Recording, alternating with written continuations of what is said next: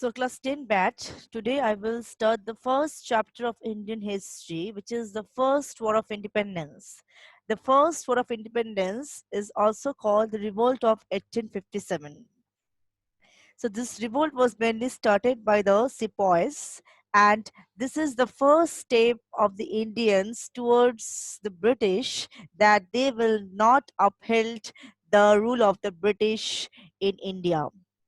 So, in this chapter, we would like to discuss the various causes of the first war of independence, which includes the political, religious, social, economic, and military causes.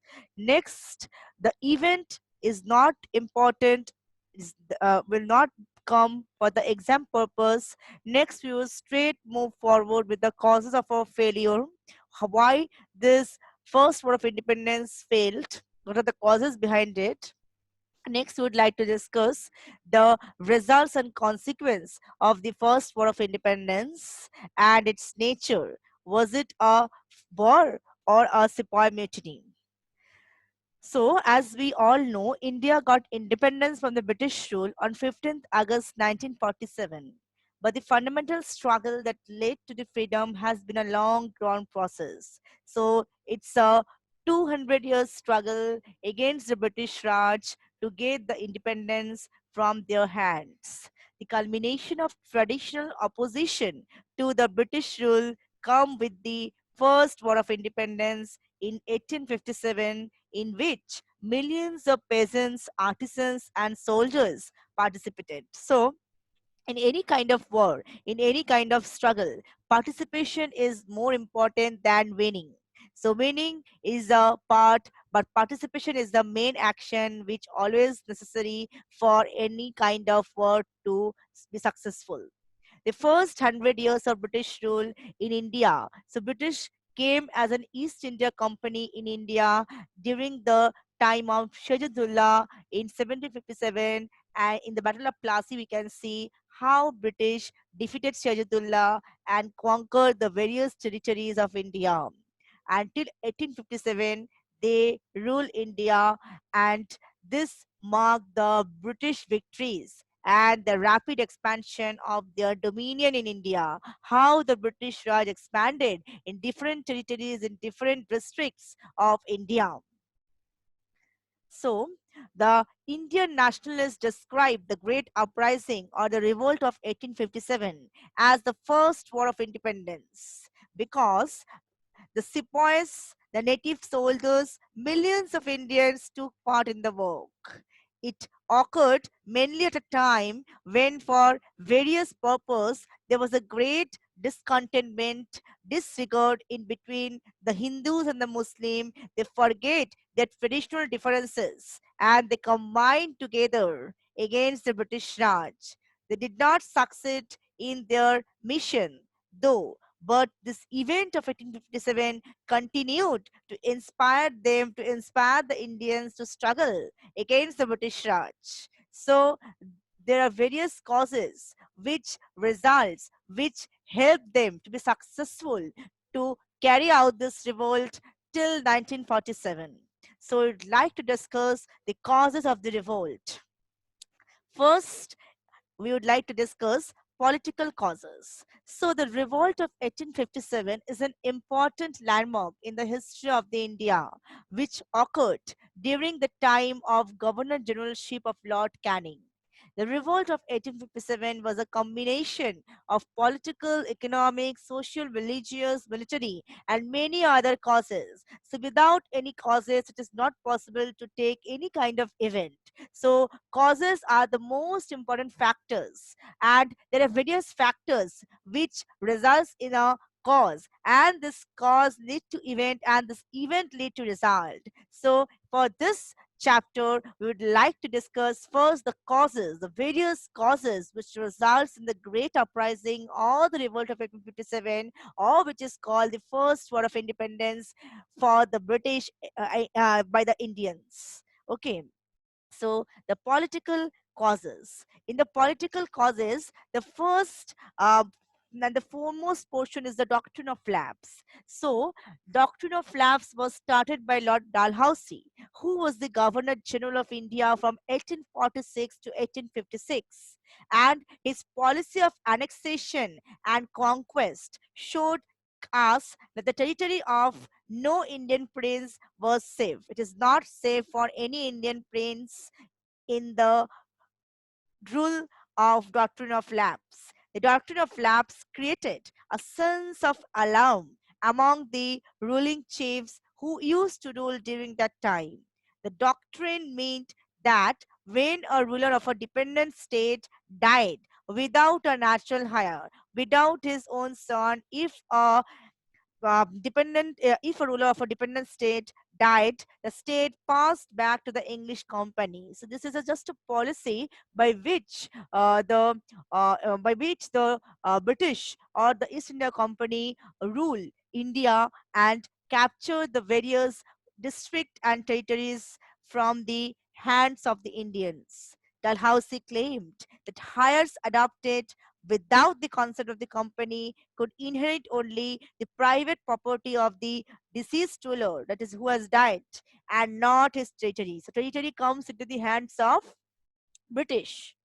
The prominent states to fall victims to the doctrine were Satara, Jhansi, and Nagpur. So, various states come under the hands of the British by this doctrine of lapse. And we can see also there is an example. So, during the rule of Jhansi, who died in 1853, leaving no child, the widowed Rani was pensioned because he has no son.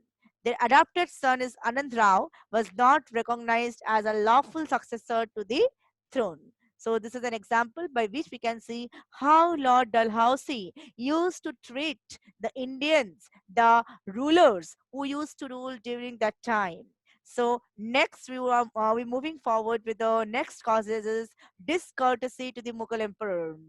So this each policy is very much important. Each causes is very important for the exam, because in your ICSC you will see the question will come directly from these causes. So on the context of the political condition of the India during the revolt of 1857, answer the following question. Then they will tell you, discuss the doctrine of lapse, discourtesy to the Mughal emperor. Like this it follows. So discourtesy to the Mughal emperor. So the Mughal emperor mainly during that time was Bahadur Shah, had in those days a name or a title only. So if we study in the lower classes about the medieval history, we can see that a ruler who used to rule during medieval time, they have a name or a title. He was not at all powerful, but even that was devalued when Lord Dalhousie announced that on the death of the king, his successor would have to leave the imperial palace. Later on, in 1856, Lord Canning made it known that Bahadur Shah's successor would not be allowed to use the imperial title. So during the time of medieval period, we can see at how ruler one by one ruler come into forefront and take the charge of his father. But after the British came into force, after the East India Company came in India, we can see that this title or the position of the king get devalued one by one. These hires and titles have no value in the hands of the British. So, in this way, the Bahadur Shah was in those days having a name or a title, but in real way, the Bahadur Shah has no position, no respect in front of the British. Next, you would like to discuss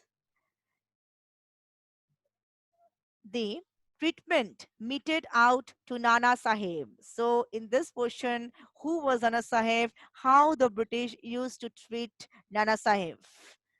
See, Dalhousie's refusal of pension to Nana Sahib.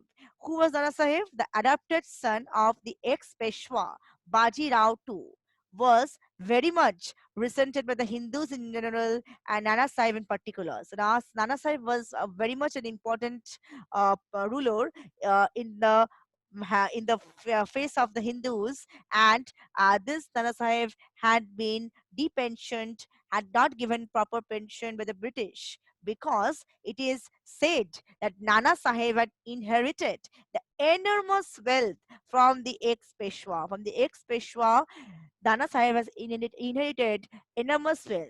As he has more wealth, he doesn't require pension. Think it is a think of the British that he spent that money in sending emissaries, it is delegates to different parts of the country and instigate revolt everywhere. So Nana Sahib is creating a problem of is creating a problem for the British, that because Nana Sahib is sending delegates in different parts of the world, by which he is able to capture the kingdom, and this is not very justifiable in front of the British, and the British feel that Nana Sahib should not give a proper pension. Next, we would like to discuss annexation of the Awadh. How British annexed Awadh.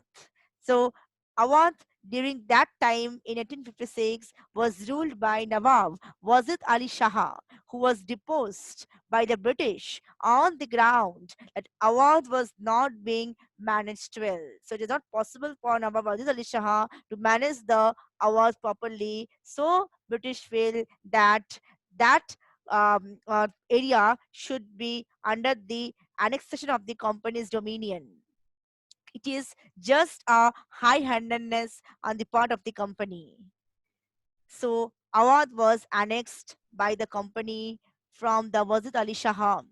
Next, we would like to discuss unpopular administrative failure, and this is a very important reason in which British administration got highly unpopular. So there are various causes by which this administrative purpose or administrative position of the British get unpopular.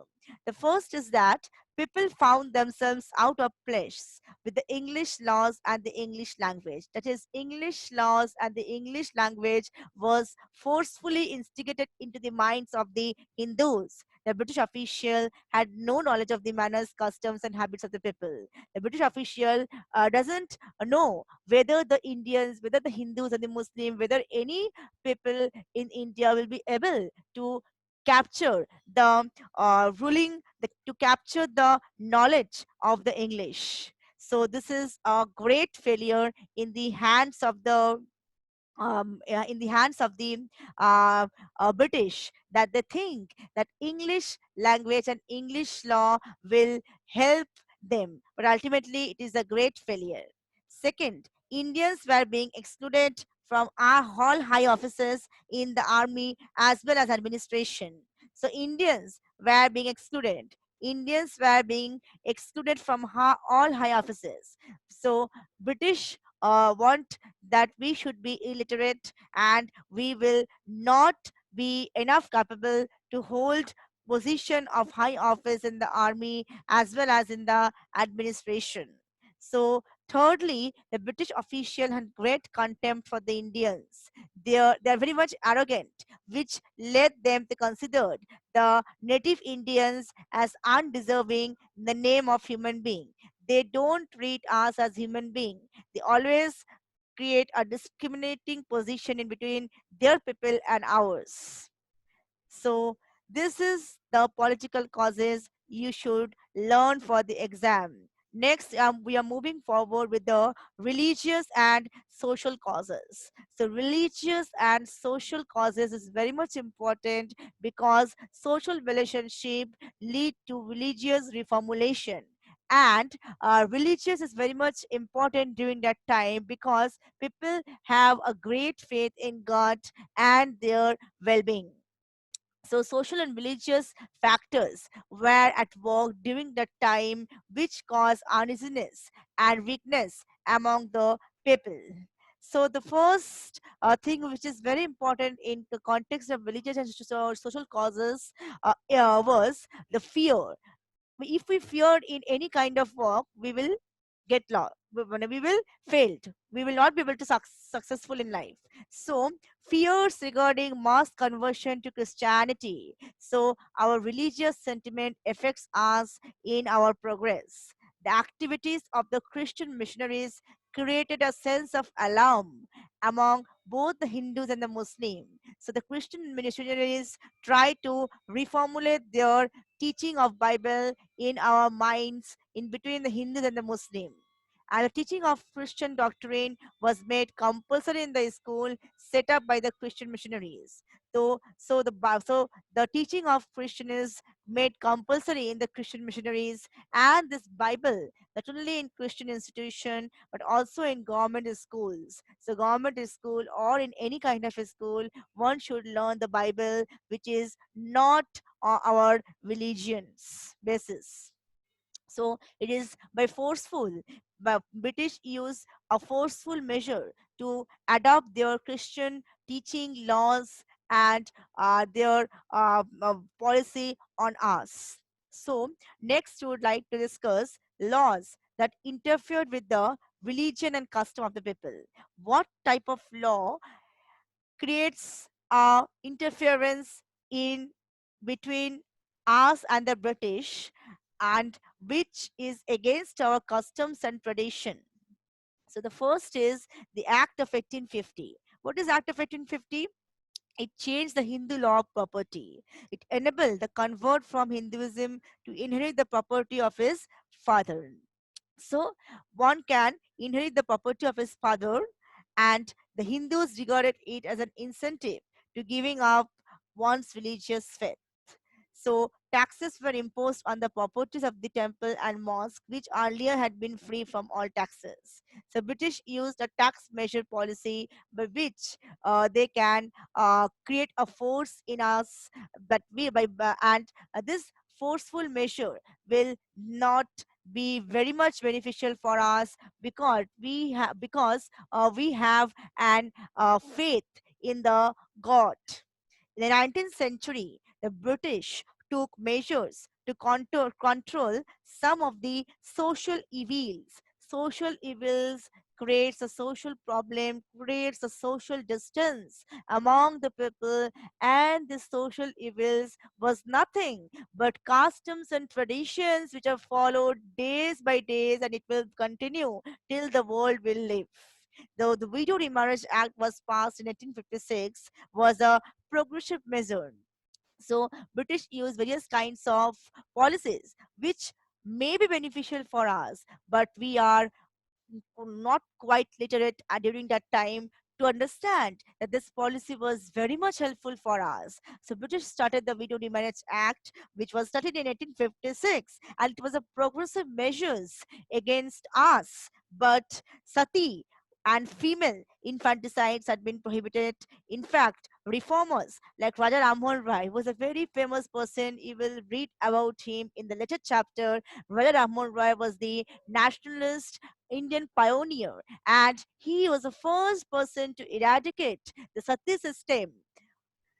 And Keshav Chandra Sen themselves attacked sati and female infanticide. So there are various religious reformer who try to make us understand that the policies of the British is very helpful for us, but we are a failure. We don't understand the policies outcome, we take it in the wrong direction. So the next causes, the social religious causes, which is very much important in today's world also, the transport and communication. We are now facing the problem of transport and communication in today's world, and how it creates a barrier in our economy and the progress of the world. So introduction of the railways and telegraph, which was been introduced by the British to communicate towards the outside world and to rule the world according to their own wishes. The railways and telegraph were looked down upon as means to break social order and caste rule. So we think that they are creating a creating a mix-up of caste and ruling against our caste rule. But that is not true, because whenever we are moving to somewhere else to work for the British member, then there is a mix-up of the culture, a mix-up of the caste and class, and we think it a sentiment that during that time in the ancient period, we can see that our caste is divided into four varnas: Brahmana, Kshatriya, Vaishya, and the Shudra. And this caste system prevailed during the period of the British East India Company's rule. And this creates the sentiment that that is British are just mixing up different castes to sit together. The British creating a force on us to sit together of different caste people, and this was regarded as an attempt to interfere with the caste rule. And there was a rumor that the telegraph pole would be used for hanging people who were against companies rule in India, which may not be true. Next, we would like to discuss the indignities hurled at Indians, how the Englishmen insult and humiliate and even kill the Indians at their own interest. So we can see here that if an Indian was on horseback, he had to dismount and stand in a respectful manner until the Europeans had passed him. So, how much we are facing the discrimination and ill treatment from the British, that whenever a British passed us, we had to move backward, we have to dismount our stand in a respectful way to show respect for the British members. So, next, we would like to discuss in the context of social religious causes, fears regarding English education. My notes is a gist of the full chapter. It is very much fruitful for you to study for the examination purpose, but according to me, you should also study your book thoroughly for the exam purpose. Next, we would like to discuss fears regarding English education. How English education creates a panic among the people. How English education creates a social distance among the people, and people fear how they will be able to cope with this English as a language. So that is our weak point. We fear more, we panic more than we achieve anything. We doesn't able to take any kind of action to face any kind of challenge in our world. We would always fear that we cannot do it, we cannot achieve it. So what we can achieve, what we can do is very much less in our less in our thinking pattern. So that is also there during the time of the British. People during that time was a believer of religious and social and cultural practice. They don't take it in a very much fruitful and serious way that English education can benefit us. Can Western education make them modernized? So people have a great question. They don't undertake English language seriously. Christian missionaries had established a number of schools in British India. Gradually, the number of government schools also began to grow. In 1829, the Bengal government established an English class in Kolkata, Madrasa, which was a Muslim institution. So later English classes were introduced in Banaras Sanskrit College also. So where religious teaching takes place in among the Hindus and the Muslims, in that was replaced by English education, English language teaching. So this creates a great sentiment among the Hindus and the Muslim, and they revolt against the British. But the shifting of emphasis from Oriental learning to Western education was not well received by the people. People doesn't take it in a good way that the Oriental studies, the teaching of Vedas and Upanishads can be replaced by the modern learning and the Western learning of English education. So this is again our fault. British is always at fault, but we also are not very true. We also are having a fault. on ourselves. So these are the social and religious causes, which is very much important for the exam and very much interesting too. Next, we are moving forward with the economic causes. Economy is the base, as has been told by Marx, and how this economy creates India, India, and exploit them to rule. So economic causes is very important for the exam because we know without economy it is not possible to have political, social, cultural rights. Now we are facing also an economic crisis, and we can see how this economic problem creates a downfall in our development, in our economic growth, in our lifestyle. So this economic problem is the base, and this economic problem also during that time creates a misunderstanding, creates a dissimilarity, creates a divide and rule policy, and creates a problem among us. So see here the economic causes. So the first point is the ruins of trade and handicraft.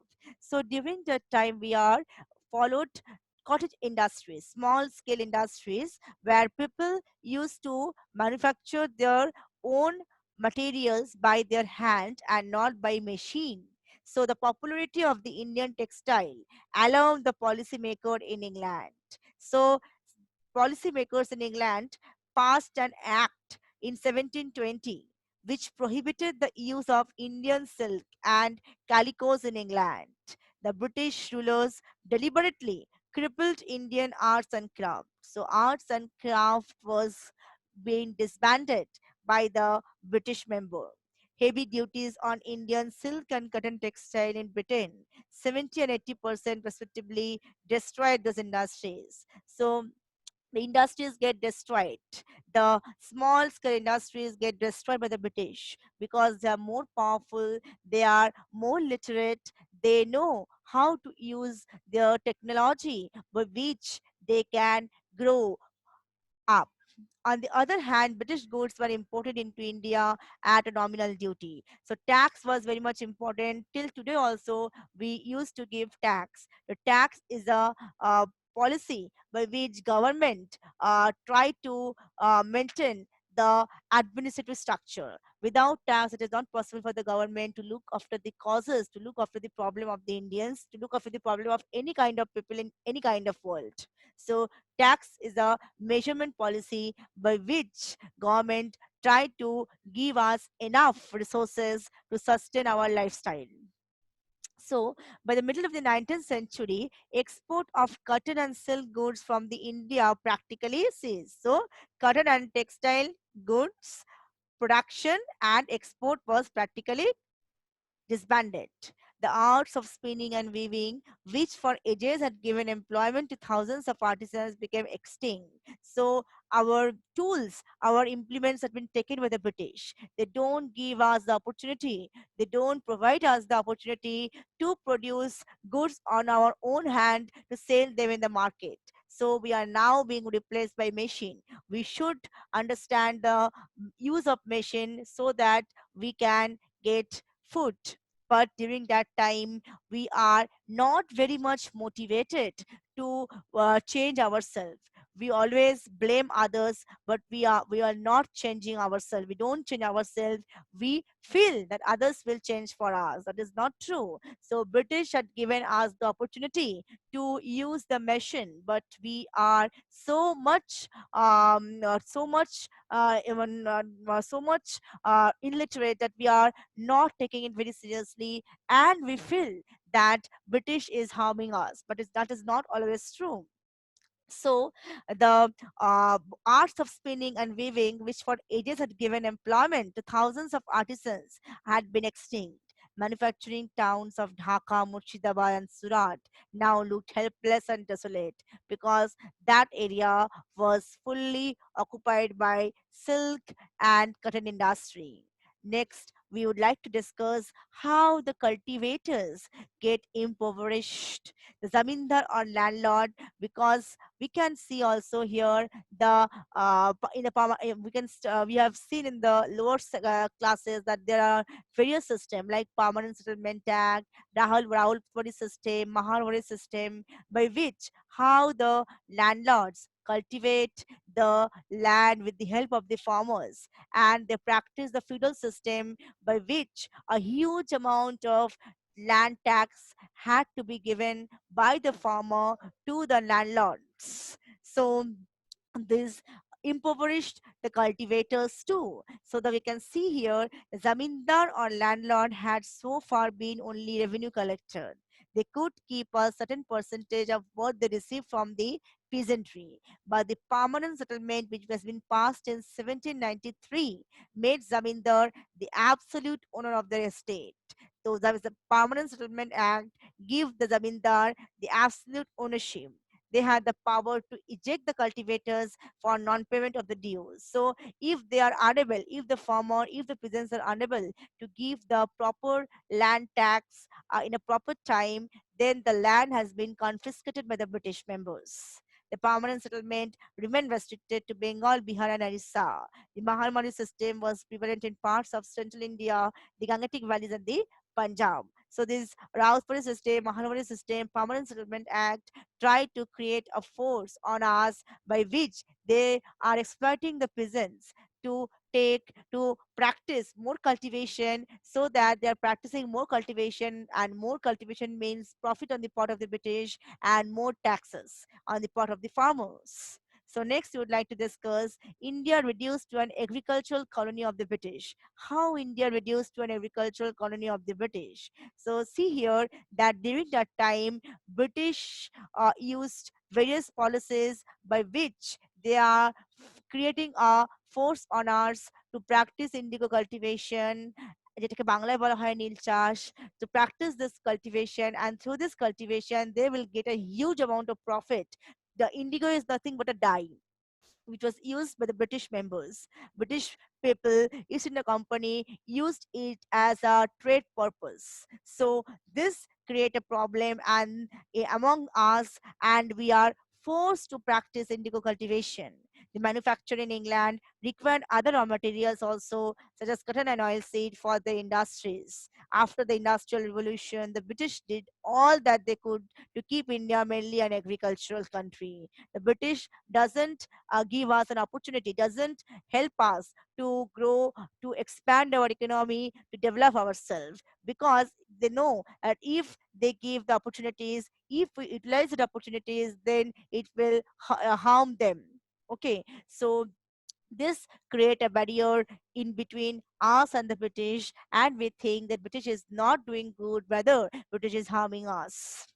Next, inhuman treatment meted out to the indigo cultivators. So I have already discussed this, how indigo cultivators get inhuman treatment. The Englishmen were permitted to acquire land and settle down as planters in the India. The peasants were forced to cultivate indigo and nothing else in the field, chosen by the English planters. And their crops, the crops of the peasants were destroyed by the planters, their houses burned, and their cattle carried off as plunder in order to force them to cultivate indigo for their own profit maximization purpose. Next, you would like to discuss annexation of rent-free land and estates.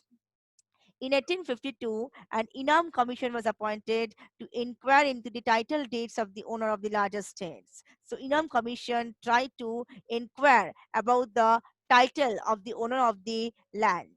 Many landowners pleaded that they could not produce their title deed on account of the passage of the time. The government did not accept the plea and confiscated some 20,000 estates. So, if any farmer was the owner of this land, and if that farmer is not able to provide to provide in front of the government the proper title deeds, then that land has been confiscated by the governor from the farmer. So this creates a huge destroying of the crops and the destroy of the land. So this land has been confiscated by the governor, and confiscation of the governor means the land has been taken by the English East India Company, because during that time, during the rule of the East India Company, Governor General was totally at the hands of the British member. So this economic exploitation lost millions of artisans and the craftsmen who lost their livelihood, who lost their job, and they have no source of income. This Western education creates problem among the Pandits and Maulavis. They try to import value education, but that has been totally banned and they are jobless now. So and we can see that nature is the most important factor. Now we are facing the same problem because nature has destroyed us. Nature is the most important factors in the upcoming of the history, in the history of any country, because nature always creates a barrier without between us and the purpose. So here also during that time we again face the same natural disaster like the big famine, which has been caused many people to desert their village and wander in search of food. This is a natural crisis, and this famine break our lifestyle and our livelihood. So these are the various economic causes which exploit us and creates a barrier in between us and the British. So we're moving forward with our next causes. It is the military causes. Military is very much important to defend a country, to protect ourselves, to protect our world. Military contribute a change in the attitude of the Indian soldiers. And this revolt of 1857 is totally a revolt for among the soldiers, among the sepoys, against their promotion, against their treatment, against their policies. And the sepoys was the first group of people who tried to reformulate among ourselves, among the other classes of the society, that we should revolt, we should have our independence against the British rule. So we would move forward with the military causes. So there are various factors which create an atmosphere favorable for the uprising, but no big event takes place during that time. But still, it is a first step to move to uh, create, to maintain a struggle, to create among ourselves a bravery and courageous meant. So we would like to move forward with the first point is low salary and poor prospect of promotion. So as I have already told you that the people that the British members doesn't provide us opportunities to get a good salary and a promotion. The Indian soldiers were unhappy because of their low salary and poor prospect of promotion. All the high ranks in the army were reserved for the British only. The native sepoys could not rise above the rank of subedar. The maximum pay that a subedar can expect was less than the minimum pay of a raw English recruit. So the payment was very much less in comparison to the Englishman who recruit at first. So next we would like to discuss the faulty distribution of the troops. How the troops are important in order to win a war. Without troops, without support of people, it is not possible to win a war. So now we are facing the same emergency crisis. In this emergency crisis, if we doesn't provide provide ourselves the intention that we should not move from our house, then it will not be able to win this war against this virus. Same problem happening during that time. The troops is very much important in order to rule, in order to move, in order to defend ourselves from the enemies. So he in this topic, the distribution of the troops were not properly distributed. The key places like Delhi, Allahabad had no British armies. Moreover, at this time, England was engaged in several hostilities outside India. So this creates a problem in between the sepoys and the British member. disproportionate disproportion between the Indians and the British troop. Troops should be maintained equally. So this creates a problem too. And we can see when Lord Dalhousie left India, company's troops consistent of more Indians in comparison to the British soldiers. And this create a great courage among the Indians to take up arms against the English member. So troops is a support. Troops creates a unity among the people to move forward against any kind of war. So next topic is social distance between British officer and the Indian soldiers. So social distance creates a barrier, but social distance is very much essential in order to rule. We should always maintain a relationship by creating a distance so that the relationship exists in the long term. So the officers treated their soldiers like menial servants. The soldiers, on the other hand, were experienced men who had conquered for their masters kingdom after kingdom. So we would like to tell that during that time, we worked for the British member. We worked according to the dictate of the British. They had conquered Punjab. Our people had conquered Punjab for the British. And this feeling of the sepoys can be known that they can achieve anything. So why they will rule for why they will rule as a member of the British? They can rule by themselves. Why they will be dictated by someone else? Next is discontent and disaffection in the Bengal army. So there is a discontentment among the members of the army. The name of the Bengal army was a misnomer because Bengal had nothing to do with the personnel of the army. The sepoys and the officers of the Bengal army was mainly high caste Hindus, which includes mainly Brahmins and the Rajputs of Awadh. During Anglo-Afghan war, you can see they had to cross the Sindhu and go outside India. So they very much disliked it because they thought that sea voyage was forbidden by their religion. So religion was the main factor. We can see in various instances at how religion create a distance in our progress. Next, we would like to discuss the most important point, the most important topic, which is 100% sure it will come in exam. That is General Service Enlistment Act. This Enlistment Act was passed in 1856, provided that all recruits to the Bengal Army should be ready for service everywhere. That means everywhere the Bengal sepoys, Bengal soldiers, and army will be ready to serve for the British, whether within or outside India. This act caused a great alarm among the minds of the people that they are working for the British. They are working as a puppet in the hands of the British. The next important and immediate cause of the first war of independence, sorry, is the introduction of Enfield rifle.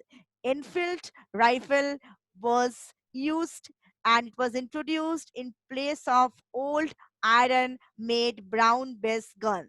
So this Enfield rifle need to use a cartridges, and this cartridges to be used for the Enfield rifle was greased with the fat of cows and pig. And as we know, the cow was very much sacred for the Hindus, and the Muslim considered pig as unclean. So this information, this rumor, create a great distance, create a wildfire among the Indians. So this is the military causes, and in the military causes, the immediate cause, that is Enfield rifle and the General Service Enlistment Act, is very much important for the exam. So we are almost coming in the last portion of this chapter, which is the causes of failure of the revolt of 1857. So there are various causes which results in failure. Without failure, anybody is not able to get success. So the first causes, which is very much seen for failure is the lack of coordination among the leaders. If you do not coordinate with the others, it is not possible to achieve success in life. So here also we can see that the action was supposed to begin on 31st May 1857, but the May 10 incident at Meerut disturbed the whole plan. No serious effort was made to relieve the siege of Delhi by Nana Sahib or any other leaders. So leaders are not very interested to coordinate among themselves to revolt against the British. Okay, so there's a lack of efficient leadership. There is lack of resource, and it creates a disunity among the Indians. Lack of complete nationalism, dedication towards towards the independence, dedication to fight against the British, which is very much results in our failure. There is a lack of coordination between the sepoys, peasants, zamindars, and other classes, which was also a reason for our failure. And each of the classes had their own motive for participating in the revolt. That is, we are very much interested to know ourselves. We are very much selfish. Man is a selfish human being. So we are interested in ourselves, in our growth, in our development, but we are not interested for the development of the others. But it is true that when we can develop others, we can develop ourselves. But people doesn't understand the basic truth of life. Next, we would like to discuss the consequence of the revolt. And in this consequence of the revolt, we would like to discuss, for the exam also it is very much important, is the Queen Victoria's proclamation. So the first point is, as we can see, the end of company's rule and changes introduced in the administrative setup. So the first war of independence ended the East India Company's rule in India, and the British statement realized that it was unwise to leave the government of so vast a country in the hands of private trading company. So an act for the better government of India was passed on 2nd August 1858. The Act of 1858 transferred the government of India from the company to the crown. From the East India Company, it has been followed by the British Parliament, having a British crown. India was now to be governed by and in the name of Her Majesty. That is, British Parliament will be replaced by the Indian government. There will be a Governor General for the British Parliament who will rule the India, and this crown was followed and it was replaced by the East India Company. So, secondly, we can see the company's board of control and the court of directors were abolished. All their powers were transferred to cabinet mission or the minister, known as the Secretary of the State for the India. Thirdly, we can see the Secretary of the State was to be assessed by the Indian Council consisting of the 15 members. So these are the political process by which the British was disintegrated into a British crown, and the East India Company came to an end.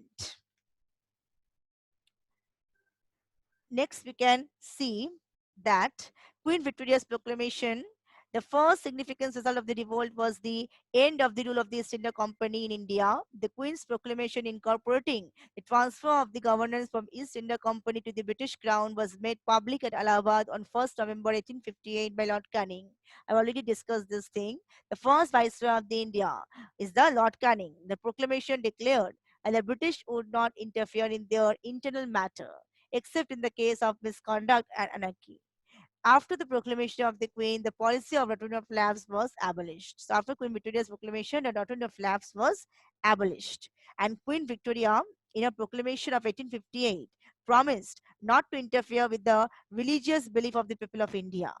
Queen Victoria promised equal treatment of all her subjects, Indians and the Europeans, all appointments, and any kind of education. All this subject should be treated equally among the Indians and the Europeans. And Victoria also proclaimed an official pardon which was to be granted to the people accepting such person as has been guilty of the murder of the British subjects.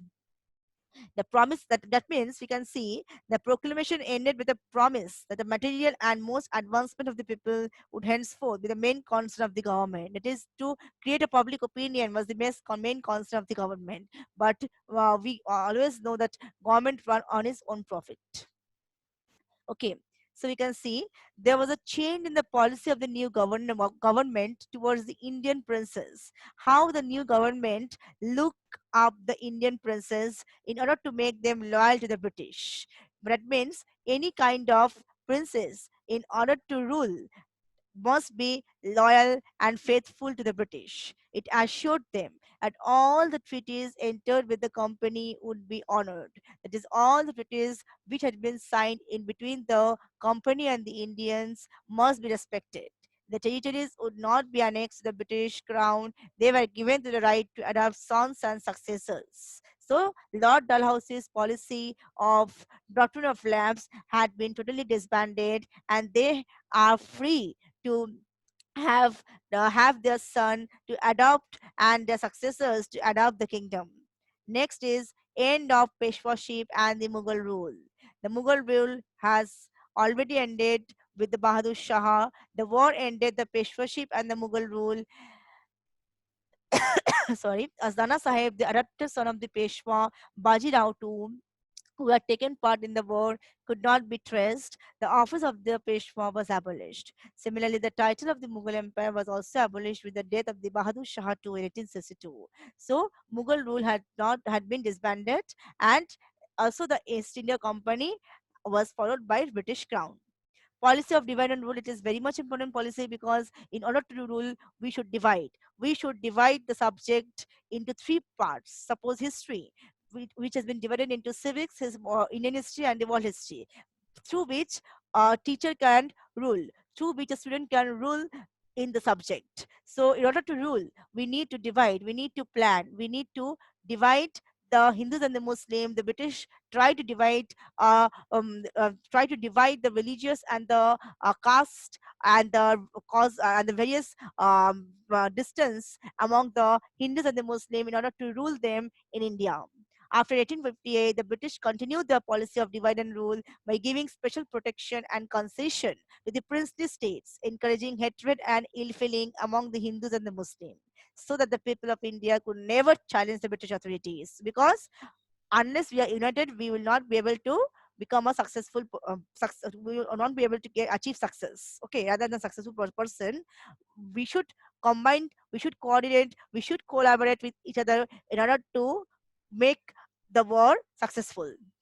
Next is changes in the army. The Indian army had mainly been responsible for the crisis of 1857. After the revolt, it was thoroughly reorganized and built up on the policy of division and the counterpoise. So the British take the advantage of the soldiers, because the soldiers during that time, during the revolt of 1857, was not very much trained to fight against the British. Okay, so, the strength of the European troops in India was increased from 45,000 to 65,000, and the number of the Indian troops was reduced. When the Indian troops was reduced, it is not possible to win a war. All big troops and artillery department were reserved for the European. Discrimination on the basis of the caste, religion, caste, class were practiced in the recruitment to the army. So, army was mainly recruited by the British Crown, and newspaper journals and nationalist publications were prevented from reaching the Indian army to keep them separated from the rest of the population. So British at any cost doesn't provide us the proper education, the proper opportunity to run the world, to look the world in a changing perspective. Next is economic exploitation, very much important. The revolt of 1857 ended an era and sowed the seeds of a new era. The era of territorial expansion gave place to the outcome of economic exploitation. So when we expand ourselves, we are also exploiting our economy. When we go for higher study, we require more economy. So in this way, also when we expand our territory, when we try to rule more, when we try to capture more territories, we have to invest. We have to invest our economy. India became a typical colony of the British by exporting raw material and importing British goods. We are forcefully had it to import British goods. Peasants, rural artisans, etc., were impoverished under the British rule. So they are getting impoverished. They are getting ill treatment. under the British rule. So we are coming almost at the end of the chapter, which is the significance of the revolt. Very much important how this revolt and revolt of 1857 create great importance among the people and creates a source of inspiration among the political leaders, peasants, farmers, and among the youths and the women to run the nationalism in the next few decades. The important element of the revolt lay in the Hindu Muslim unity. People exhibited patriotic sentiment without any touch of communal feeling. No doubt it began as a mutiny of the soldiers, but soon turned into a revolt against the British rule in general. So, though it is called a Sepoy mutiny, but at the end we can say this is a revolt for our country, for our independence, for our respect, for our honor, or for ourselves. So, this chapter give us a detailed knowledge about the causes of various perspective and the result of the revolt of 1857. So if you have any doubt, any person can come to me, and I have given here question, and I have already given the chapter in gist and various question, and I have already mailed you the chapter from my book. So you go to the chapter. If you have any problem, you come to me. Thank you, class.